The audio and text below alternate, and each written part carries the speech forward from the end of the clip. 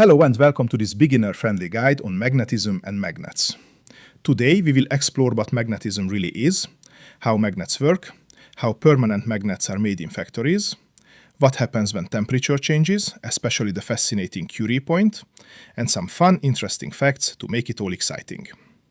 We will keep it simple, clear and accurate, so anyone curious about this invisible force can understand and enjoy it. Magnetism surrounds us every day, from fridge magnets holding notes to the huge magnetic field protecting Earth from space radiation.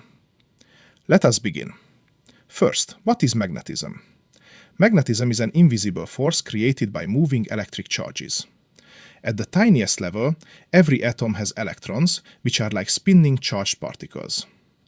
In most materials, these spins point in random directions, so the tiny magnetic effects cancel out and there is no overall magnetism. But in special materials like iron, nickel and cobalt, many electron spins line up naturally in the same direction, creating strong magnetic domains. When enough domains point the same way, the whole object becomes a magnet with a north pole and a south pole. Like poles repel each other and unlike poles attract. This is the basic rule you see when two fridge magnets snap together or push apart. Every magnet, no matter how big or small, always has two poles, north and south. You can never break a magnet to get just one pole, because new poles appear at the break. This happens because the magnetic field lines always form closed loops, going out from the north pole, looping around and entering the south pole. The Earth itself acts like a giant magnet, with its north magnetic pole near the geographic south pole and vice versa, which is why compass needles point north. Now, how are permanent magnets actually made? Most strong modern magnets use a process called powder metallurgy. For example, neodymium magnets, which are the strongest type, start with raw materials like neodymium, iron and boron. These are melted together in a special furnace under vacuum or protective gas to form an alloy. The molten mix is cooled quickly, often into thin strips or chunks, then crushed into a very fine powder, just a few microns across. This powder is pressed into a mold under high pressure, while a strong magnetic field aligns all the tiny particles so their domains point the same way. Then the pressed shape is sintered, heated to just below melting point in a furnace, which fuses the particles into a solid, dense magnet. Finally, it gets coated to prevent rust, magnetized fully and tested. Ferrite or ceramic magnets, made from iron oxide and strontium or barium, follow a similar powder process, but they are cheaper and weaker. Alnico magnets, which mix aluminium, nickel, cobalt and iron, can be cast like metal or sintered too. This manufacturing lets us create tiny magnets for headphones or huge ones for electric car motors. Temperature plays a big role in magnetism. And here comes one of the most interesting parts, the Curie point. Named after Pierre Curie, who discovered it in the late 1800s, the Curie point is the special temperature where a material permanently loses its strong magnetism. Below this point, the aligned electron spins stay organized and the magnet works normally. Above it, thermal energy makes the atoms jiggle so violently that the alignment breaks down, the material becomes only weakly paramagnetic, and the strong permanent magnetism disappears forever, unless cooled back down and remagnetized.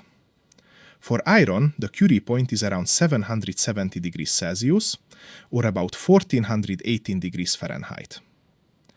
Cobalt has one of the highest, at over 1100 degrees Celsius.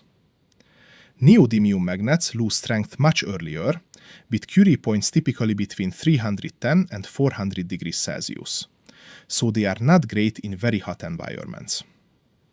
Ferrite magnets handle higher heat better, often over 450 degrees Celsius. This is why powerful neodymium magnets can weaken or fail in hot car engines or industrial machines, but ferrite ones stay reliable. Even before reaching the Curie point, heat makes magnets gradually weaker because the domains start to wobble. Cold temperatures do the opposite, making magnets slightly stronger, as less jiggling helps keep spins aligned.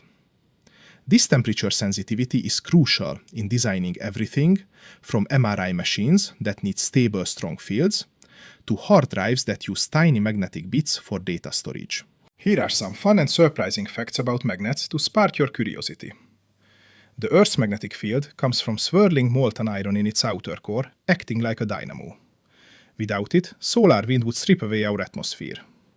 Birds and some animals sense this field to migrate thousands of miles, perhaps even seeing it in a special way through their eyes. The strongest magnets ever made by humans reach tens of Teslas in labs, but a magnetar, a type of neutron star, has fields so intense a human would die from the effects over 600 miles away. Lightning can naturally magnetize rocks, creating lodestones, the first magnets. Ancient people found over 2,500 years ago in Greece and China. They called them loving stones because they seem to love iron. Magnets do not attract all metals, only ferromagnetic ones like iron, nickel, cobalt, and some alloys. Aluminum, copper, gold, and silver ignore them completely. And finally, you can make a magnet from almost anything with unpaired electrons, but the everyday ones we use come from clever engineering of rare earth elements. To wrap up, magnetism comes from aligned electron spins in special materials. Magnets always have two poles, and temperature, especially the Curie point, dramatically affects how strong and lasting that magnetism is. Modern permanent magnets are crafted through precise powder processes, giving us incredibly powerful tools for technology. Try this at home. Take a strong magnet, stroke a steel needle along it many times in one direction, and you will make a weak compass needle. Or, heat a magnet carefully, if safe, and watch its strength fade to feel the Curie effect in action, though be very careful with heat. With this knowledge, you can appreciate how this quiet, invisible force powers compasses, speakers, motors, hard drives, and even helps protect life on our planet.